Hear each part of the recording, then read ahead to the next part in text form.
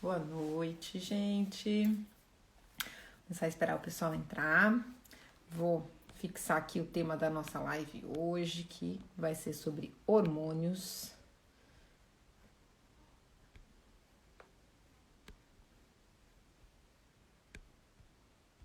Tudo bom? Boa noite. Vão colocando suas perguntas lá na caixinha. Vão mandando essa live para todo mundo.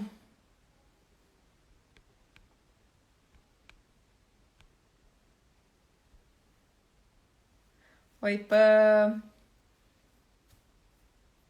Oi, oi, gente. Fofura. Boa noite. Esperar a doutora Adriana entrar. Hoje tá gelado aqui e eu estou tomando um chocolate quente. Não é bem um chocolate quente, mas a gente tenta, né? Depois eu passo a receita pra vocês. Com leite de amêndoas. O que mais que foi aqui? Foi leite de amêndoas, foi cacau Life, que é o achocolatado da Vitafor, que eu adoro. Dá pra também pra fazer com Chocoqui, que é o achocolatado da Essential. E um pouquinho de Immunoway de chocolate da Essential. Então, por isso que ele ficou bem cremoso, assim. Até meu filho gostou, tudo bem que no dele eu pus um toquinho de porcaria, mas ele aceitou. Pus uma gotinha de Nutella, aí foi. No meu foi um pouquinho de Golden Lift, que eu adoro. Esperar a doutora Adriana entrar. A doutora Adriana entrou, peraí.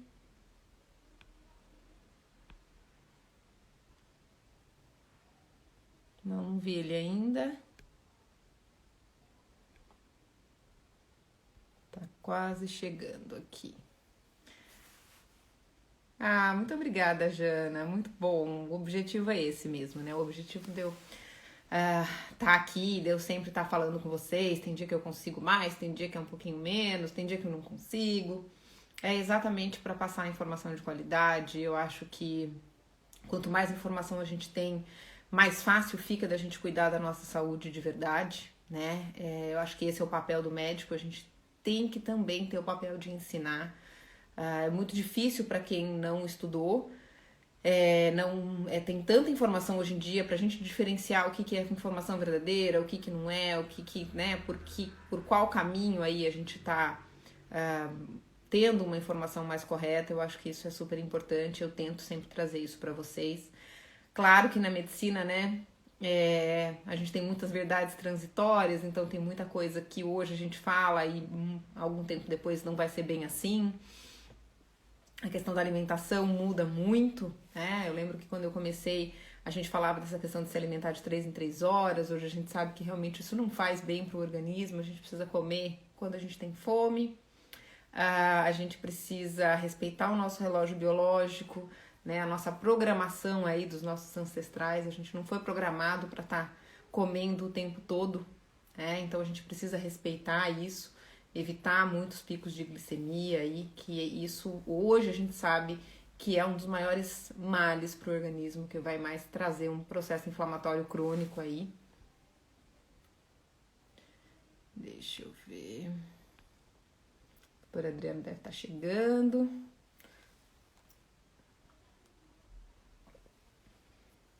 Gente, a gente quer responder bastante pergunta hoje, tá? Claro que lembrando que a gente não consegue, aqui no objetivo não é consultar ninguém, né, mas realmente esclarecer. Então, o que vocês tiverem de dúvida, vão mandando aqui na caixinha de perguntas pra gente. É que seja uma live bastante participativa, porque esse é o nosso objetivo, né? Esclarecer, tirar dúvidas. A doutora Adriana já chegou. Boa noite, doutora Tudo Adriana. bem, Vivian? Tudo bom. Hoje a gente tá Prazer conseguindo estar se aqui. ouvir, se ver. Você está me ouvindo bem? Tudo bem. Hoje tá tudo certo. Hoje está funcionando tudo, né?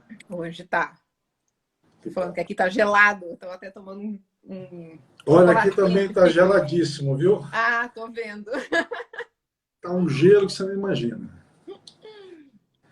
Se apresenta então, doutor Adriano, para quem não conseguiu assistir nossa outra live, quem ainda não te conhece. Tá bom.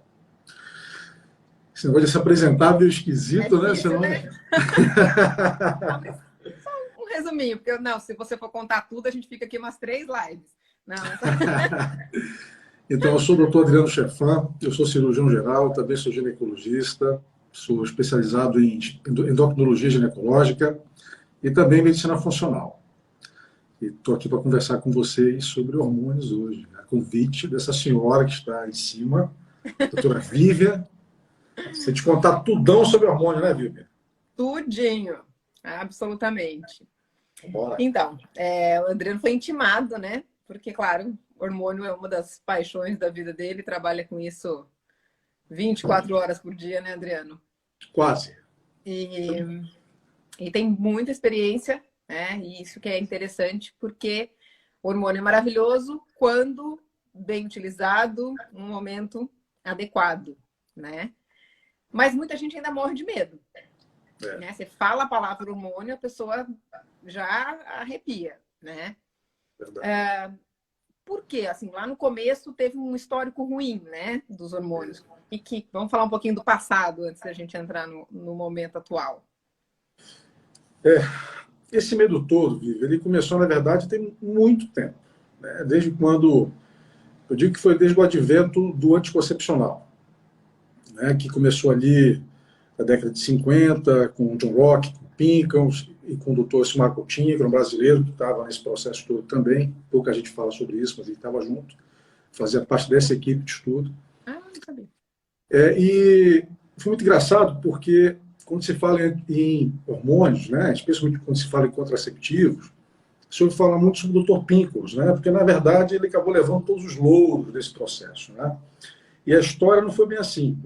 Na verdade, quem inventou a pílula, propriamente dito, foi uma pessoa chamada John Rock, americano, católico, andava com uma cruz por fora da camisa, tinha esse estigma, né? Eu dava ali a cruz para todo mundo ver.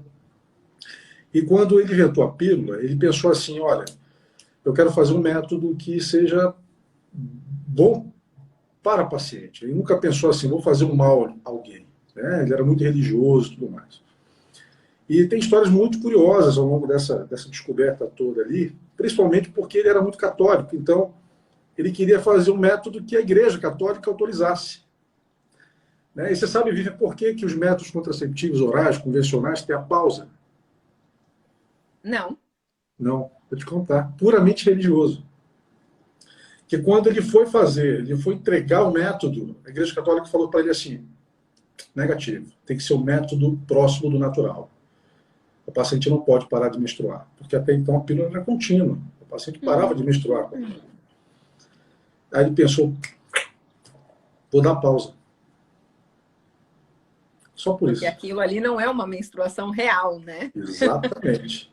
Mas para a Igreja Católica é como se fosse, sim, naquela época. Né? Tem o sangramento naquele... Exatamente. Não é menstruação mais. Né? Uma privação hormonal e uma decantação menstrual, endometrial. Então, foi por isso que até hoje os métodos têm pausa. Né? Os métodos mais modernos hoje, via oral, eles tiram a pausa. Porque descobriram que não tem por que ter pausa. E realmente não tem por que mesmo. Na verdade, antropologicamente, a menstruação é um atraso. Né? A mulher começou, desde a época da Revolução Industrial, a mulher se jogou no mercado de trabalho. Né? Com o contraceptivo, então a mulher decidiu, olha, eu decido sobre a minha própria procriação. Eu decido ou não ter filhos. Exatamente. Não é verdade? Então o mundo mudou, especialmente o universo feminino mudou. Né? Muito. Então, realmente hoje um atraso antropológico. E é uma coisa que eu concordo realmente. Porque o que é a menstruação? A menstruação é o resultado final de uma divisão celular. Então, quanto mais divisão celular você tiver, maior chance de uma dar errado. Não é verdade? Quanto mais mitose você tiver, maior chance de evoluir, porque a gente pensa muito em endométrio, mas, na verdade, o ciclo menstrual todo, os hormônios envolvidos naquilo todo, nesse todo que é o ciclo menstrual, atua em tudo. Atua no endométrio, no miométrio, atua nos ovários, nas trompas, que muita gente pensa que não, né? Ninguém dá muita importância para a trompa. Enfim, na mama, atua no cérebro. Então, se você não quer... Que a gente conversou. É verdade. Então, se você não quer engravidar, não menstrue. evite, porque você vai estar se, pelo menos, livrando de um câncer de mama, um câncer de endométrio, um câncer de ovário. É isso. Pois é, mas só respondendo a tua pergunta lá. E o medo? E o medo, pois é. Então, começaram a aparecer os efeitos colaterais. A primeira dose era muito alta desses hormônios, né? E começou a haver muitos problemas realmente, né? O ganho de peso, a retenção hídrica, apareceu um caso de trombose, até no início, né? Câncer de mama foram aparecendo. Naquela época não se falava muito em câncer de mama em relação ao contraceptivo. Fosse falar, inclusive, muito tarde, por isso que muita coisa aconteceu nesse intervalo, né? Foi um período que a sociedade científica ficou muito em silêncio, se falava muito pouco, porque era, em termos de mercado, muito bacana você ofertar contraceptivo, né? Valia muito dinheiro, claro, sempre o mercado envolvido. Porém, foi um estudo maior feito já na terapia de reposição hormonal, com pacientes climatério e menopausa, e esse estudo gerou grande repercussão científica, apesar de ser um estudo com vários vieses, assim, várias coisas erradas, né? Várias coisas erradas, mas foi um estudo muito marcante. Mas nos fez aprender, que foi o WHI, que nos fez aprender, realmente, eu falo que não foi para todo o mal, nos fez aprender que tabaco e hormônio não é uma relação boa, que hormônio em excesso pode levar a câncer de mama, que a via oral é péssima, por exemplo, para terapia de reposição hormonal. Isso a gente vai voltar a falar, gente, porque isso é uma questão muito importante. Então, assim, foi um estudo que viu, por exemplo, que várias patologias podem ser complicadas ou até começar diante de uma terapia hormonal. Então, daí surgiram, esse estudo ficou praticamente ali 10 anos atuando, vários braços desse estudo, foram inicialmente mais de 8 mil mulheres avaliadas, que é um N absurdo, um N muito bom, um estudo muito bom feito, tecnicamente feito, né? Apesar das críticas, foi um estudo muito bom tecnicamente. E deu para vários braços e vários outros estudos aí, RES1, RES2, NURSE, tem vários outros estudos que foram nessa mesma linha de pensamento. E realmente, e hoje, tudo que foi descoberto de alteração com a reposição hormonal, com o uso dos hormônios esteroides, especialmente hormônios femininos, a gente usa até hoje. Né? Nós seguimos essa normativa para quaisquer métodos que nós utilizemos. Né? Tanto faz você usar gel, pellets, Silastic, você usar via oral, você usar, né, gelzinho na pele, você vai seguir as mesmas normativas até hoje. Continua valendo. Então, realmente foi um estudo importante. Mas isso tem que ter esclarecimento da população. Né? Que nem tudo importante para a gente destacar. É válido. A gente fala que tem medo de hormônio e usou anticoncepcional a vida toda. Né? E aí, quando chega ali no climatério antes da menopausa ou logo após, fala, não quero usar hormônio de jeito nenhum. Né? Só que já usou a vida toda. E é quando mais precisa, né, Vivian? E quando mais precisa, exatamente. Aí tem esse medo, né? Alguém perguntou ali, já aproveitando, a questão de histórico familiar de câncer de mama, né? Aí ela colocou ali que ela entrou na menopausa e que a irmã e a mãe tiveram câncer de mama. Ó, tem quase 52 anos, um filho de 28, entrou na menopausa há 1 ano e meio. E aí, por conta do câncer de mama da mãe e da irmã, não foi indicado a reposição. Como é que a gente está sobre essa questão aí? Em termos de Brasil, ainda muito atrás. Né? Se você tivesse mesmo histórico, por exemplo, Estados Unidos e Europa, você ia ser investigado por ponto de vista genético. Né? Fazer um mapeamento genético. Essa aqui, né? Ainda não temos, né, essa disponibilidade aqui tão fácil. Podemos fazer, né? Mas não temos ainda disponível no nosso território para facilitar, inclusive, a entrega de um laudo, que sabe que demora muito, 1, 2, 3 meses, perde muito tempo. Né? Mas, assim, o ideal é fazer um mapeamento genético para saber se você tem receptores para os tipos de câncer de mama. Nem todos os tipos de câncer de mama são geneticamente tão importantes. Claro, os mais prevalentes têm um ponto de vista genético extremamente importante. Mas não significa, por exemplo, que a sua mãe ou a sua irmã tiveram, você vai ter. Esse é o pensamento que você tem que ter. Até pouco tempo atrás, Vivi, a gente pensava, por exemplo, que testosterona, só a reposição de testosterona não levava a câncer de mama. A gente sabe que tem 2 anos atrás foram encontrados receptores de testosterona em certos tipos de câncer de mama. Então, é mais um fator que te inibe na reposição hormonal. Então, você tem que fazer... Tinha essa preconização, né? Tipo, exatamente. Em alguns casos, a gente poderia optar pelo uso apenas da testosterona com mais segurança, né? Exato, exato. E em alguns lugares... O câncer de mama é hormônio dependente? Ele é hormônio dependente. Genética, a gente não pode fazer muita coisa, né, Vivian? Tem que fazer um diagnóstico precoce, mas assim, genética é genética. Agora, o gatilho que é o mais importante, né? A gente chama de epigenética. Uhum. Né? Os cânceres de mama, a gente sabe que tem receptores para estrogênio, para progesterona, hoje para testosterona. Então, a gente tem que se cercar de todas as formas, nessa mão, de todo o nosso arsenal propedêutico, para a gente fazer uma avaliação bem legal dessa paciente. Mas, sim, o câncer de mama, a gente sabe que o maior gatilho para o câncer de mama é a terapia hormonal ou a exposição a certo tipo de estrogênio. A gente sabe que nós temos 4 tipos de estrogênios prevalentes no mundo. É isso? Nós temos os estrogênios naturais, que nós produzimos, né? Nós produzimos. Nós temos os estrogênios sintéticos, que nós usamos em terapia hormonal ou anticoncepção.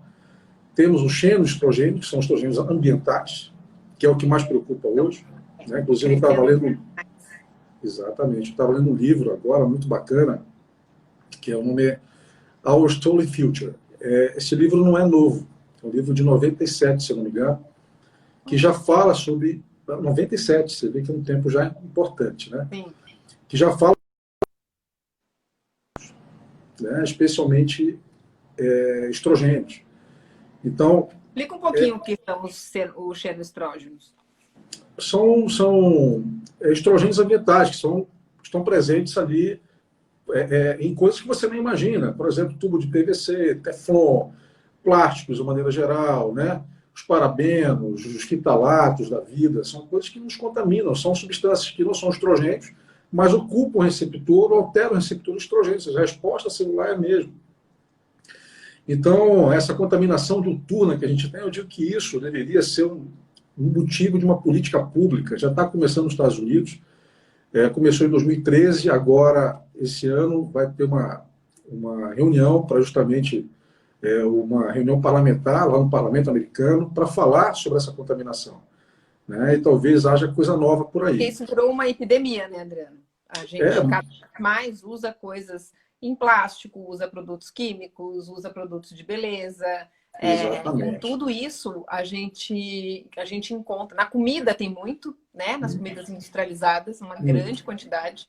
No leite, né? No leite que nós temos, né? Rico estrogênio. E aí, desde criança, na verdade, desde a barriga da mãe, né? A criança está sendo exposta a essa grande quantidade de substâncias que parecem hormônio, mas não são. Exatamente. E às vezes podem ter uma ação muito pior. Né? Exatamente, exatamente. E eu digo que hoje é a maior contaminação ambiental que nós temos hoje. De todas é a maior. Né?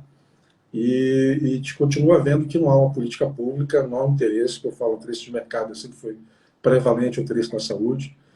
Né? E a gente continua passando por essas situações. Hoje você vê crianças aí, sexo masculino, já com mama, já com a obesidade presente, né? Com celulites, estrias, que é uma coisa que você não vê. Cada vez mais precoces, né? Exatamente, exatamente. Né? As meninas menstruando aí cada vez mais cedo. Mais cedo, com problemas ginecológicos mais precoces, tudo junto, né? Aí você começa a avaliar como você é pequeno, né? O que você pode fazer é tão pouco. Você vai dizer, inclusive, não sei se você sabe, tem numerações para tudo, né? Eu até estava lendo nesse livro uma coisa que eu não sabia, por exemplo, que o tubo de PVC tem numeração. Né? Por exemplo, 1, 2 é tranquilo, mas quando chega no 3 já é rico em parabenos. É um negócio que eu não sabia, você sabia disso? Eu não sabia. Então, eu sabia que tinha uma questão com os números, já tinha visto, mas eu lembrava que era rico em... Tem um número que ele... Gente, quando ali vocês olham um plástico, geralmente tem um triângulozinho com um número dentro. Esse número é um código que indica a composição desse plástico. E aí tem alguns números que indicam que ele é PBA-free. Mas além do PBA, que também é altamente... funciona muito como um xenoestrógeno, tem outras substâncias ali no plástico muito que funcionam. É isso né? que eu ia te falar, Então, não é só. Não, é não só adianta ser PBA free, né? Hoje, por exatamente. exemplo, todas as mamadeiras nos Estados Unidos, elas são obrigadas a ser PBA free, né? Todos os plásticos para comida de bebê, para os utensílios para as coisas de bebê, eles são obrigados a ser PBA free. A gente não tem isso aqui no Brasil, Não muito temos menos no na Brasil. China, que Exatamente. da onde vem um monte de coisa que a gente utiliza, né? Exatamente. É. É um Então, problema de saúde pública, realmente. é, exatamente. Então, a quantidade de toxinas, né, e de substâncias que vão ter ação ah, como se fosse de hormônio no organismo é cada vez maior. Aí você junta isso a metais pesados, que a nossa exposição também subiu de uma forma absurda, né, a gente começa a ter todos esses disruptores endócrinos, né, doenças autoimunes crescendo absurdamente Exatamente. e inúmeros problemas relacionados às questões hormonais. Aí o que Né? fazer, né, Vivi? Só orientar, porque a gente não tem mais nada, a gente não tem como evitar muitas vezes, né? O paciente mude totalmente de vida, né? É, Como é que ela vai fazer? Até porque tudo que não contém essa substância são extremamente mais caras. Aí você vai olhar assim, poxa, tem gente que tem condições de fazer isso, mas a maioria da população, a maioria da população mesmo, né, não é, tem condições de se livrar desse processo. Então tem que ser uma política pública mais severa. Agora são muitos interesses em jogo. A gente sempre acha que realmente vai ser um processo longo, muito complicado e cheio de, né, armadilhas ao longo desse caminho aí, com sim. certeza. A Zandra está perguntando sobre essa. Não, aqui o que acontece? Aqui no Brasil a gente tem utensílios PBA free, muitos vêm escrito, principalmente os importados, eles vêm escrito PBA free, mas não é lei aqui que seja PBA free. Não é Pelo lei. menos até onde eu sei, se alguém souber de alguma novidade, me corrija, mas até onde eu sei não é. Não, não é. Mas a gente tem essa opção, a gente tem vários, principalmente de como virou uma espécie de marketing, inclusive isso nos Estados Unidos, Exato. tem muita empresa que acaba colocando isso até para cobrar um pouquinho mais caro, né? Uhum. E uma forma de marketing também. Então, esses, principalmente esses que vêm importados, eles geralmente vêm escrito PBA free. A gente torce também que não seja aquela pegadinha do glúten também, né? Que É, né, gluten free, na verdade, sabe que não é da free. que A gente tem espera coisa. isso, até porque não é fácil o processamento de retirada desses Sim, elementos, não é fácil. é. Então, essa é a guerra que está rolando lá agora, porque eles querem mais clareza em relação à manufatura desses Composição, né? utensílios, porque a gente sabe que muitas vezes você não consegue tirar totalmente essa substância. Né? Exatamente. O ideal é assim, né? É que a gente realmente, é o que a gente fala sempre, né, Adriano? Eu, você, todo o pessoal que, os nossos colegas que já têm essa visão, ah, é desembalar menos e descascar mais. Não tem Com muita opção, certeza, né, com gente? certeza. É comprar cada vez mais alimentos in natura e consumir alimentos in natura, No né? dia. De preferência No em dia, sem garrafas de armazenar. vidro, em potes de vidro, utilizar muito mais o vidro, porque assim, se a gente for ver há 20 anos atrás, nada vinha em embalagem Tetra Pak, nada vinha em plástico, né? A gente tinha Leite era do tanto, leiteiro, né, Vivian? né? Não, assim, o copo de requeijão, não que requeijão seja uma coisa saudável, mas era um copinho de De vidro, vidro. menos mal aí, né? O molho de tomate era um copinho de vidro. Também. Tanto que a gente usa Evoluindo, em né? medida de receita até hoje, né? Evoluindo. Então, procurar utilizar esse tipo de utensílio, né? E Verdade. evitar ao máximo armazenar as coisas em potes plásticos, comprar coisas em potes plásticos, isso já ajuda a minimizar um pouquinho aí o nosso contato, né? Depois eu vou colocar um site para vocês, tem um aplicativo, eu acho que chama Dirt alguma coisa. Eu vou já E lembrar também. que ele coloca, ele mostra, por exemplo, um São várias cosmético. substâncias, não só estrogênios, são várias substâncias poluentes, poluentes ambientais Isso. que nós somos Aí você tira a expostos. foto da É bem substância bacana. do, Tem do várias coisas produto. bacanas nesse site.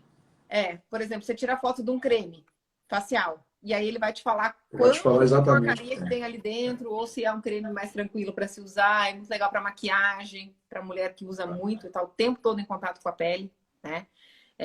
Então, hoje a gente já tem produtos orgânicos para pele, que aí não vão ter metais pesados, não vão ter esse tipo de contaminação. Então, tá aos poucos, né? Aos poucos as coisas estão evoluindo, graças a Deus.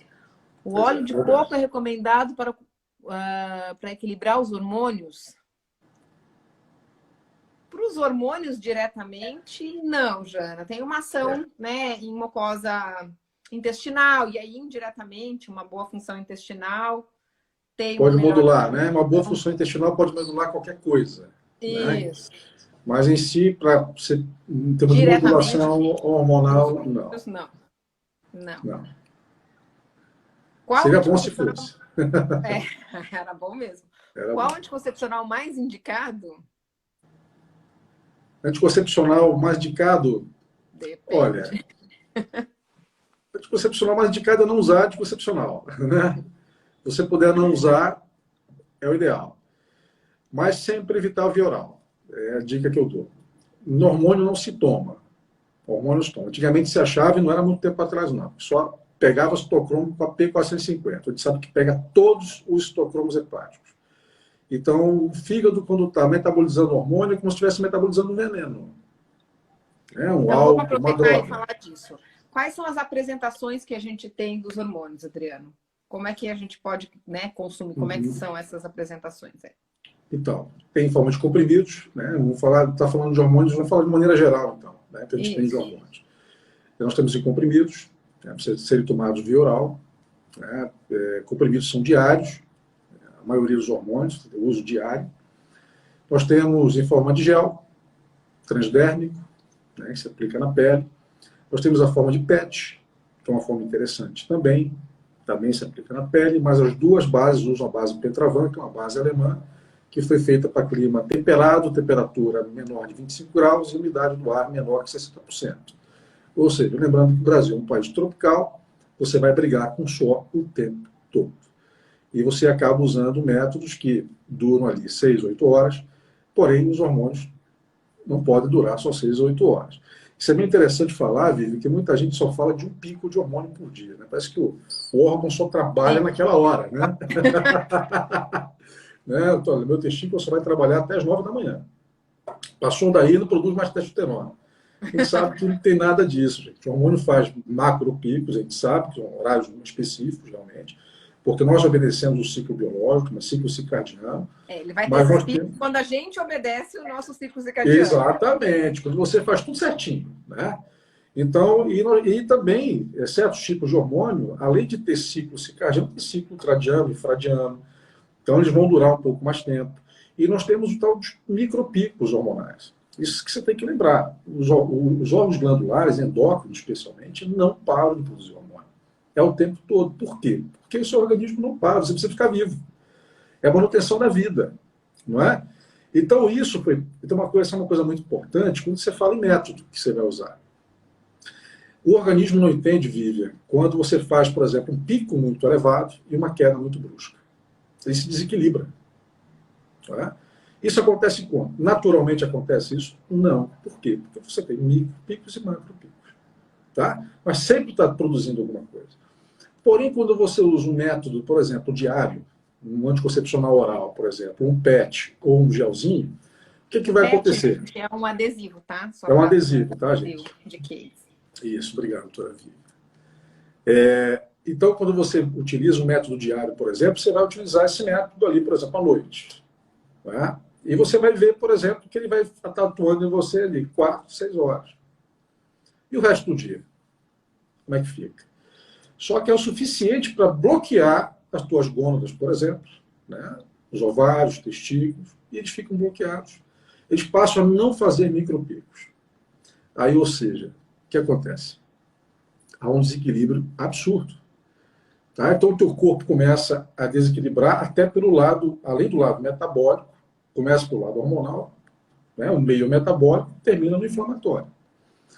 Então, isso já tem vários estudos que mostram, por exemplo, algumas provas inflamatórias, elas alteram ao longo do dia. Não é? Como a resposta inflamatória é pequena, mas, porém, se ela persiste, você entra num estado de inflamação crônica. Isso mesmo. Tá? Então, isso que você tem que avaliar. O melhor método, gente, é aquele que simule um método natural. Nós temos esse método hoje? Hoje ainda não temos. Temos métodos muito próximos. no futuro, bem próximo, a gente espera que até novembro desse ano, se a pandemia deixar, nós tenhamos uma biocybertecnologia, que é o microchip, que é uma tecnologia da Microsoft, do Instituto Rockefeller, Fundação Gates. Depois a gente fala sobre isso, é outro assunto, é outra live. Mas, assim, a gente vai ter, por exemplo, um software que vai liberar, vai fazer micro e macro picos. Então, você consegue simular um ambiente natural. Ele é um microchip, é isso? É o microchip mesmo, é uma cybertecnologia. Então, é de colocar debaixo da pele. Ele tem uma duração estimada em 30 anos, ou seja, muita coisa. Né? São 30 anos agindo ali. E você pode fazer a manutenção até a distância dele, é um negócio bem, bem interessante. E você pode usar, inclusive, muitos tipos de hormônio. Né? Você pode usar até 200 tipos de hormônio ao mesmo tempo. Ou substâncias não hormonais. Então, legal. É muito bacana. Tá? A previsão de lançamento está para novembro desse ano. A gente espera que a coisa funcione, se a pandemia deixar. Né? Mas, assim, hoje nós temos um método que é interessante, que são os implantes hormonais, que é uma criação de um brasileiro, o professor Sumar Coutinho. Participei de alguns estudos em relação a essa área, né, fora do Brasil, foi o que me levou para fora do Brasil, para estudar um deles especificamente. E hoje nós temos também a forma de pellets. Né? Esses implantes hormonais, desculpa voltar, nós temos alguns tipos de implantes. Temos o implante de Celastic, que é uma capa de silicone, que é patenteado por uma empresa americana, a Dual Corning, fica lá na Califórnia, é uma empresa de produtos de silicone médico, de prótese ósseas do mundo. E nós temos a forma de pellets, que são tipo raçõezinhas pequenas, né, que também a forma é patenteada, e que o americano desenvolveu. É o americano que foi responsável por esse desenvolvimento de pellets. Então, são formas que mantêm níveis hormonais dentro de uma estabilidade. Um raçãozinho, assim, pequenininho, né? Tipo uma ração de peixe, de hamster, bem pequenininha, tá? Só para você entender. Eu até ia trazer, acabei esquecendo.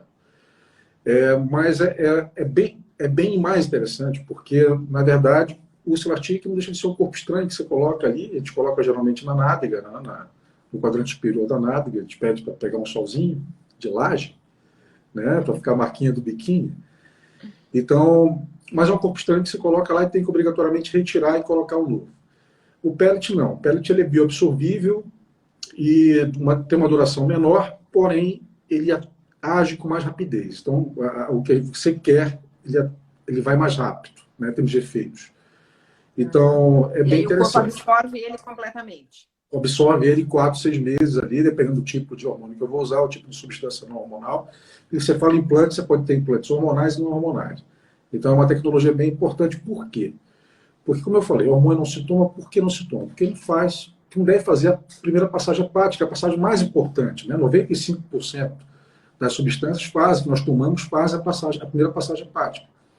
O implante vai fazer só a segunda passagem hepática. Então, é 5%, 3-5% da dose. É muito pequena.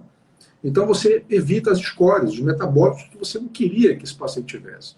E a principal escória, quando se fala de esteroides, é uma tal de estrona. Que a gente sabe que é o pior marcador hormonal, o maior disruptor hormonal que existe na natureza. É o que dá o câncer de mama, o câncer de próstata, o câncer hepático, o câncer renal. Um parênteses, gente. Né? Sabe quem produz muita estrona? A célula de gordura. Muita. Então, quanto maior a quantidade de célula de gordura, maior sua produção de estrona, maior seu risco de desenvolvimento de câncer. Repondo ou não hormônios. Exatamente. Uma boa colocação sua. A gente chama esse processo de aromatização. Esse processo acontece basicamente, como a doutora Vivian falou, na gordurinha debaixo da pele, né? Na gordurinha também visceral, tá? Que ninguém fala muito. Acontece dentro do fígado, que é a maior parte dessa aromatização. Não estou falando de obesidade, porque a obesidade, sem dúvida, a maior parte do tecido gorduroso. E também nas gônadas acontece. Né? Então, é um processo que é natural, todos nós fazemos esse processo, homens e mulheres, porém, certos distúrbios ou então medicamentos, você vai intensificar esse processo. E não é nada interessante. Porque eu assisti sua live com a doutora Denise e vocês falam do metabolismo, né, principalmente dos estrogênios no intestino, né, quando isso não está funcionando de maneira correta, a gente também acaba tendo um processo de aromatização maior ali, né? A alteração da desconjugação do estrogênio. Com certeza, com certeza. É tudo processo vive, o corpo se comunica todo. Né? Não adianta você segregar o corpo. Ah, porque eu sou ginecologista, eu vou ver só ali a parte pélvica, a mama, eu sou otorrino, vou ver só o ouvido. Ledo engano, você tem que entender de tudo. O corpo se comunica, a cabeça está ligada com o corpo. Médica. Médica toda. Tem que ser, mas é assim, claro, você vai ter uma área de atuação maior, você vai entender mais, como é o meu caso, a sua mais parte alimentar, nós temos uma área de atuação maior. Então, isso tem que ser respeitado também. Não é? E quando a gente tem dúvida, a gente liga um para o outro, Vivi, tira uma dúvida aqui e tal, o que eu faço? Isso é normal, isso faz parte e tem que acontecer no meu médico. A gente não pode achar que a gente é dono da verdade nunca, até porque a ciência não para. Você lia antigamente, você via um estudo a cada 2, 3 meses, hoje você vê 300 estudos por dia. Para você acompanhar aquilo é absurdamente, precisa de ajuda de alguém, Vivi, me ajuda aqui alguma coisa. Então, a gente tem que ajudar mesmo um outro, porque esse mundo que é médico, né, Vivi? Eu digo assim, médico tem que gostar de gente, né? E eu saí da área científica por isso. Eu nunca me vi na área científica, mas entrei para estudar, fiquei, gostei, né, ajudou muito na minha formação, mas eu descobri que eu gosto de lidar com o ser humano. Né? Eu acho que você também é do mesmo jeito. A gente gosta de atender a gente, gosta de falar com as pessoas, de examinar, de contar história. Eu acho que isso que é bacana. Mudar a sociedade, né, Vivi? Com certeza. Ó, peraí que tem uma pergunta aqui na caixinha. Deixa eu ver. Anticoncepcional seria recomendado para pessoas com autismo? Não tem nada a ver com autismo. Mas eu digo uma coisa assim, anticoncepcional, gente, como eu falei antes, é uma substância hormonal, é uma substância exógena, ela vai ter efeitos no sistema límbico, homens sofrem também com esteroides, imagina a mulher, que tem um sistema límbico, uma área do sistema límbico maior do que o homem ali, não é? Então, vai ter uma alteração hipotalâmica, límbica, não é? Importante. Muitas vezes, tem relatos até de melhora, de alguns casos, por exemplo, você pode melhorar uma TPM, você pode melhorar uma dismenorreia, melhorar alguma outra situação ligada ao ciclo menstrual. Isso também vai fazer um comportamento de um autista melhor. Então, em alguns casos você até tem uma certa melhora, tá? Mas não é uma... Mas não é uma, por exemplo, porque eu vou usar porque tem autismo, ou assim, ou vou deixar de usar porque ele é autista. Não tem essa figuração. Porque tem alguns pacientes autistas que acabam, quando está entrando, principalmente nesse período de puberdade, tendo muita manipulação dos órgãos sexuais, como uma estereotipia. E aí, às vezes, tem uma recomendação aí de utilizar, sim, né? Ou quando casos de alteração muito de humor e de comportamento das meninas por conta da TPM, né? E aí... Seria uma indicação como essa, como você falou realmente. De você, paciente que tem problemas comportamentais, uma TPM é um problema comportamental, né? Importante, um grau pode ser até um grau bem severo, social, e você pode ter uma leve melhora.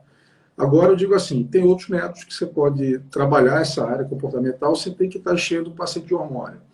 Quanto mais precoce eu entrar com a hormonoterapia, mais efeitos colaterais a longo prazo esse paciente vai ter.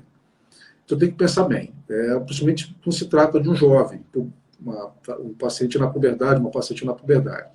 Porque você pode expor muito cedo a uma terapia estrogênica de forma desnecessária. Então, tem que ver se tem alguma coisa que você pode fazer do lado ali. Que então, Viviane, eu acho que assim, muitas vezes ela está perguntando, falando que é por hipersensibilidade tátil mesmo. A questão de tratar desbiose, de ter um acompanhamento aí de um médico que faça essa parte da medicina integrativa. A doutora Adriele Fonseca estava assistindo a live, não sei se ela está aí ainda. A doutora Adriele Fonseca é neuropediatra funcional. Ela tem uma experiência maravilhosa, né? Então, às vezes, é realmente ajuste de conduta do que está sendo feito, ajuste de terapia comportamental mesmo, exato, né? Exato. Então, a gente tem bons profissionais aí, a doutora Simone Pires, a doutora Camila Milagres, o doutor Rogério Rita, com certeza, e eu sei que eles têm alguns outros tipos de abordagem para esses casos.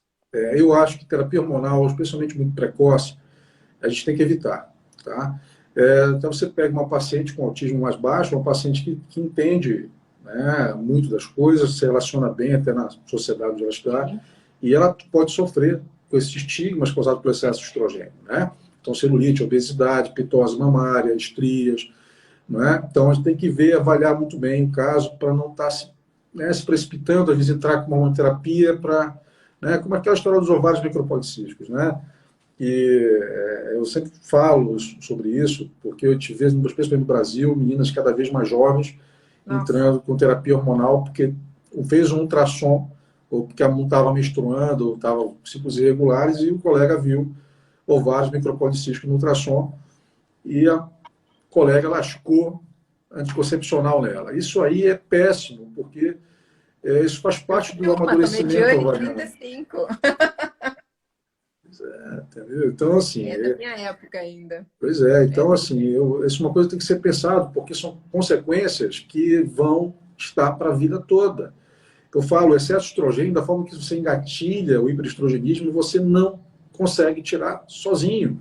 Você vai precisar de ajuda, você precisa de ajuda médica para isso acontecer.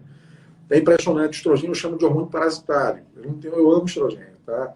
Eu não sou contra ele. Eu sou contra o excesso dele, sou contra desequilíbrios dele. Mas ele é um hormônio importante, é um hormônio que tem maior poder de efeito Doppler da natureza, né? Então, o efeito Doppler, se você não sabe, vou explicar, até fiz uma live, acabei explicando, o que é isso, E Doppler, gente, é um efeito de uma vasodilatação arterial.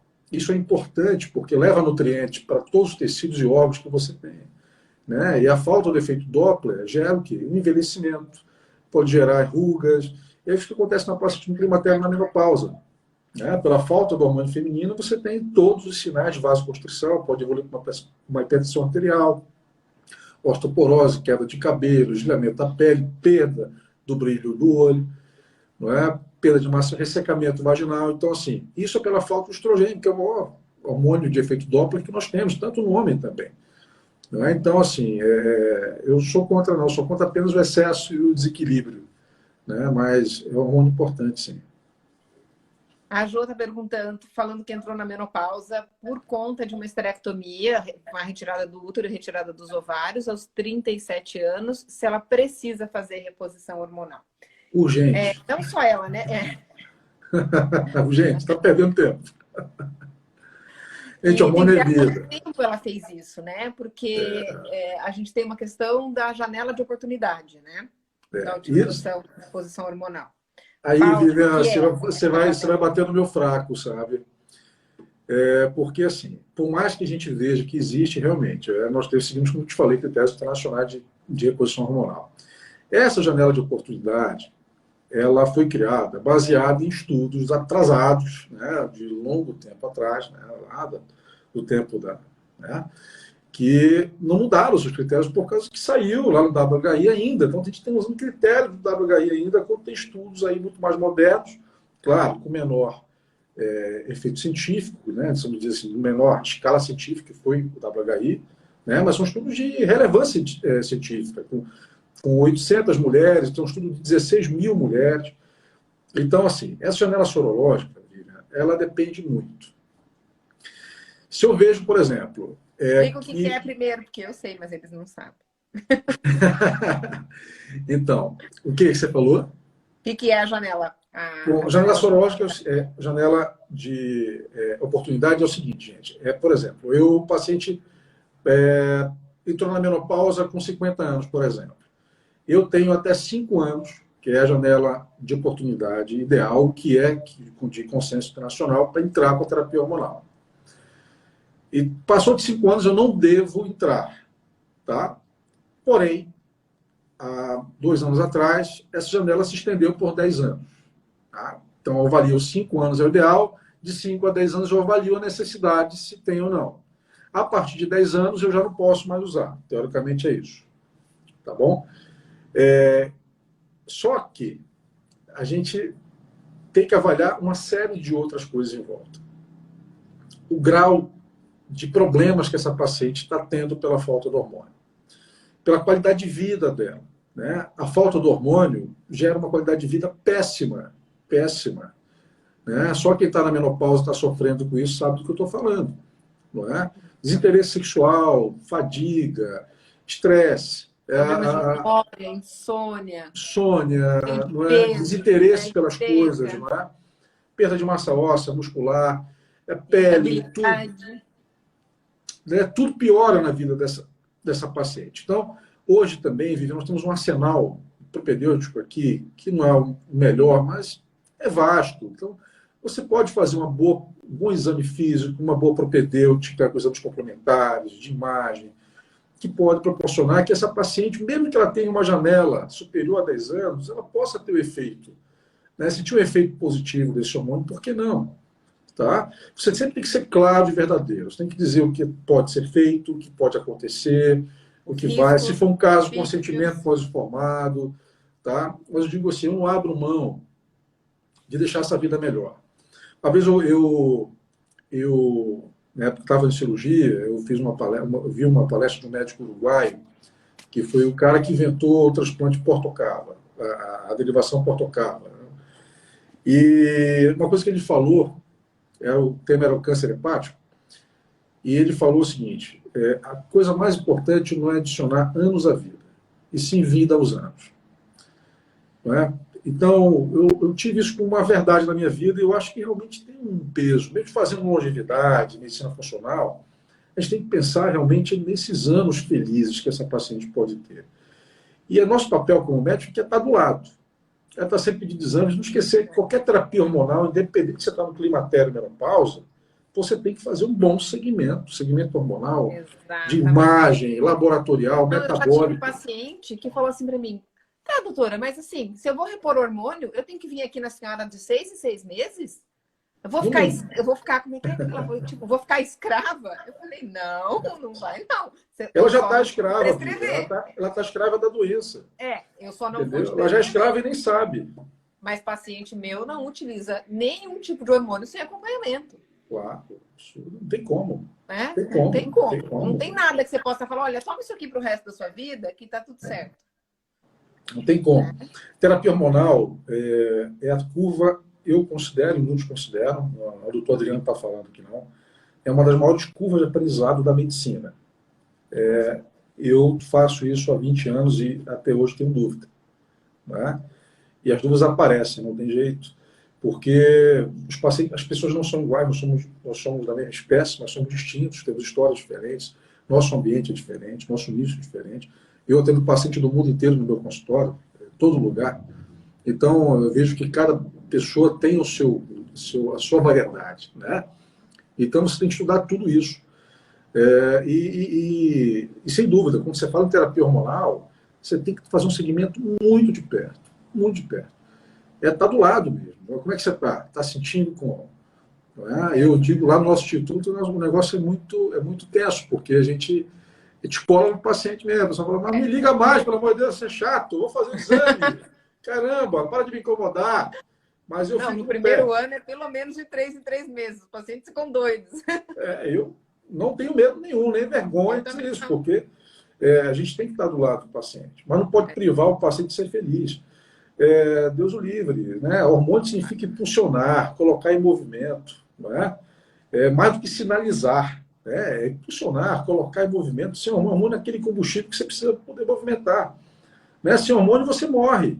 Isso você tem que imaginar. Hormônio é combustível, sem hormônio você morre. Né? Vai cavar sua cova ali e vai logo morrer. Eu acho engraçado os pacientes que ficam, não quero tomar hormônio. Então tá, não tome hormônio. Não use hormônio. Você pode, mas você não quer, né? Tudo bem. Você sabe que você está se cavando, está dando uma sentença por escrito para mim, dizendo que você vai daqui a pouco adoecer. Então, essa conscientização tem que fazer e parar desse excesso de medo, como você falou, passou um anticoncepcional a vida toda, mas na hora de repor não quer. Ó, 3 perguntas interessantes. Até porque nós temos 12 minutos. Já? Já. Caramba, rápido demais. Uma, se a Jo também perguntou, quando só retira o útero, também tem indicação de reposição hormonal? Não. Agora tem que pensar o seguinte, nós temos 2 ovários, que um deles é irrigado por uma artéria uterina, o outro ovário, apesar de ser vindo da artéria renal, mas em compensação tem umas artériazinhas periféricas, né, as radiais ali, que vão nutrir parte desse ovário. O que acontece muitas vezes é que, quando você retira o útero, você diminui a circulação para os ovários e eles geralmente entram em menopausa, entram em perda de função. Né? O ovário da mulher é diferente do testículo do homem. Né? O ovário, quando entra na menopausa, ele falece e morre. Uma rosinha em cima dele, assim, tchau, tchau, não funciona, não conta comigo nunca mais. Né? O homem é diferente. O homem demora, o homem sempre vai ter função testicular. Né? Vocês têm muitos benefícios. Muitos benefícios. Graças a Deus. Mas, assim, é um processo que é muito comum que faz esterectomia, especialmente quando faz uma esterectomia já próximo da menopausa. Esse estado ele antecipa. Tá. A Neide, minha paciente linda, maravilhosa, em reposição hormonal, super bonitinha, gata, tá perguntando por quanto tempo se faz a reposição hormonal? Para sempre. Isso é uma coisa que caiu por terra, né? Caiu por terra. Se estiver viva, estiver com saúde... Né?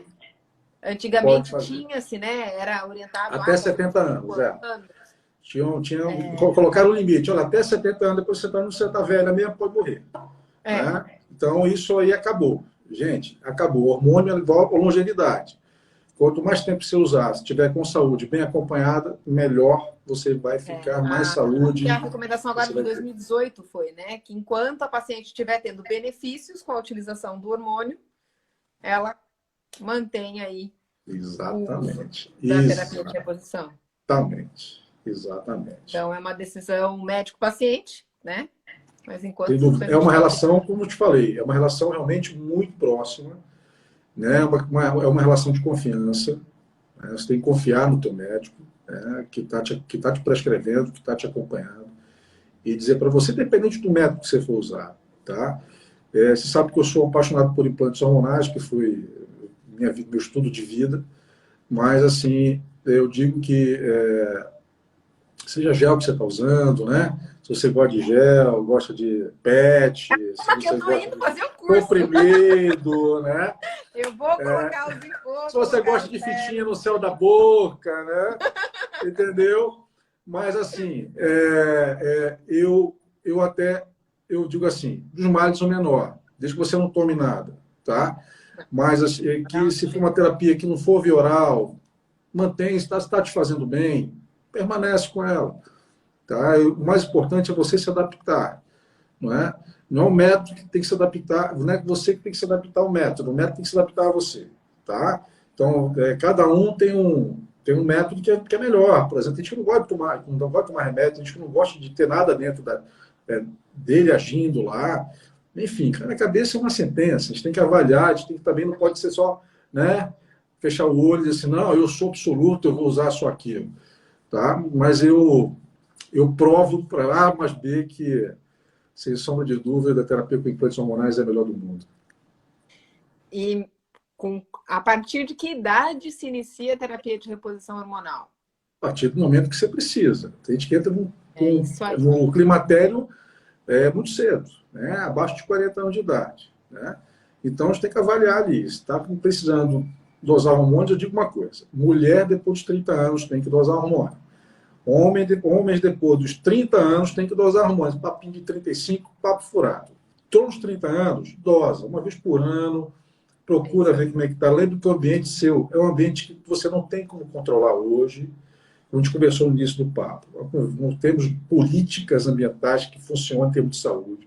Não temos. Então, tudo nós estamos nos contaminando diuturnamente. Né? A gente falou um pouco sobre estrogênio, mas tem o alumínio que está matando gente no Brasil, gente. Né?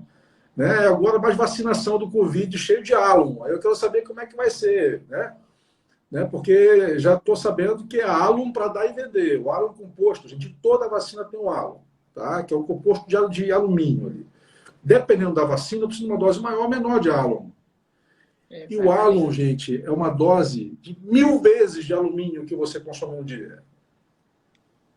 Tá? Então, bora dar uma olhada um pouco nisso aí, né? Quem gosta de vacina sem massa, esse tipo de coisa. Então, assim, gente, se a gente for, tem que fazer uma live, Vivian, só de toxina. Vamos fazer uma também. Eu acho que a live 1, 2, 3, 4, 5, 6. Vai parar. Rapidinho. Quem teve câncer de mama e toma tamoxifeno pode repor hormônio? Olha, quem teve câncer de mama, não. Eu acho que é um risco desnecessário para a tua vida. Também. Né? Entendeu? Eu acho que Por não. mais que a gente ame, né? Os hormônios. Exato, exato. E eu posso te fazer, hoje nós temos os fito-hormônios que são interessantes. É um caso que você pode lançar mão de um fito-hormônio, por exemplo, de uma isoflavona, de alguma coisa assim, que melhore ali um pouco. Claro, não tem efeito Doppler. Isoflavona, gente, quem usa isoflavona, tá? Lembrar o seguinte, vai só diminuir no dia de calor, mas não tem efeito Doppler e também não tem efeito ósseo, tá? Só para você lembrar. Tem que tratar são sempre. hormônios bioidênticos, doutora Tereza? Hormônios bioidênticos só que se assemelham aos nossos. E é muito legal você falar, os nossos naturais, que nós produzimos. Essa é uma briga farmacêutica mundial. Né? Vi agora um estudo, Vivian, de um colega bem conhecido, eu gosto muito dele, você gosta mais do que eu, inclusive, dele. Mas ele falando sobre o uso de testosterona em pacientes com Covid. Eu já sabe até o que eu estou falando, né? Sim. Sei. Então, isso mexeu um pouco comigo, que eu vi um estudo com 10 pessoas, eu já fechei a página ali, eu já nem olhei, tá? Porque, gente, ela é uma científica nenhuma. 10 pessoas, no mínimo 30. Isso só quem só trabalha na científica sabe, tá? Então, assim, 10 pessoas avaliar para saber se o teste é bom em Covid ou não é bom em Covid, eu já nem olhei, tá? Já tem estudo de 400 pessoas nos Estados Unidos, tem estudo com 350 na Itália, e está colocando estudo de 10 pessoas, isso que eu acho que é um desserviço à sociedade, mas tudo bem. Mas só falando sobre hormônios bioidênticos, que eu estava lendo sobre isso também, você sabe que o hormônio bioidêntico não tem patente. Você sabia disso? Nada que é bioidêntico próximo do natural tem patente. Então eu não posso patentear nada que é bioidêntico, por exemplo, como eu não posso patentear água alcalina, porque é água. Tá? Então, a indústria farmacêutica sempre vai brigar. Esse caso da melatonina, né? Sempre vai brigar. Molecular. Sempre vai brigar por isso. Sempre vai dizer que o hormônio bioidêntico é pior do que o hormônio que não é bioidêntico. Então vai ser uma briga grande, porque não gera recurso. Eu trabalhar bioidêntico, eu não vou ter patente, não vou ter dinheiro envolvido nisso. Só vou ter dinheiro onde? Na forma de apresentação. Por exemplo, eu vou usar um hormônio em forma de pellets. Eu tenho que pagar a patente do pellets. O Silastic, vou ter que pagar a patente da Docorning lá. Se eu vou usar, por exemplo, uma tapiocaps, né? As cápsulas de tapioca, tem patente. A tapiocaps. Está em falta. Como é que está aí? Voltou? Cara pra caramba. Está em falta. Então, assim, desculpa, é só coisa de medicina funcional, só sabe quem trabalha isso, tá, gente? Mas, assim, são patentes. Eu ganho na patente, mas na medicação eu não ganho um centavo. Eu não tenho como patentear isso aí. Tá? Então, sempre vai ser uma briga de falar que o hormônio bioidêntico é isso, porque promessa de ser para a paciente, ser uma coisa para ela, na dose que ela precisa. Claro que é. É diferente de você comprar um contraceptivo lá que tenha 20 microgramas de estradiol, que uma pessoa de 100 quilos vai usar, mas também tem uma de 50 usando. É isso. Tá? Então, só resumindo isso, o que você acha que é melhor? Uma medicação com a mesma dose para uma pessoa que pesa 100 quilos e uma que pesa 50? Não tem nem sentido falar, já acaba por aí o assunto. Né? Então, mas sempre os hormônios... Ainda tem a questão da conformação dele, né, Adriano?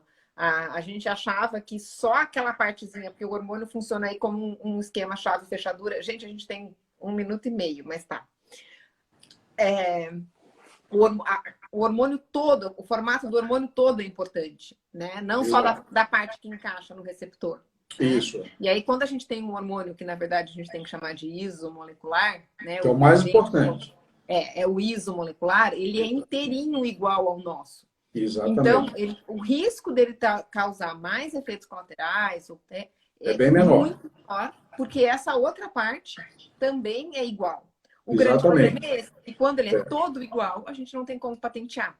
Então, a indústria vai lá, modifica um pedacinho dessa parte aqui de fora para dizer que eles criaram um hormônio, porém, essa parte aqui de fora também tem efeito colateral. Vive, isso acontece também com hormônios bioidênticos, eu vou te explicar. Tem hormônios bioidênticos que não são isomoleculares. Então, por isso, tem hormônios bioidênticos que não são isomoleculares. Eles são semelhantes também ao hormônio que nós produzimos, mas não são isomoleculares. Tá? Por exemplo, vou te dar um exemplo. Progesterona micronizada. Ela não é isomolecular, mas ela é bioidêntica. Tá? Que você usa em alguns medicamentos. Sim. Então, a isomolecular, na verdade, é uma tecnologia, mas é uma inovação do hormônio bioidêntico. Então, esse hormônio se acopla totalmente nele. Perfeitamente. E isso também não Dois acontece.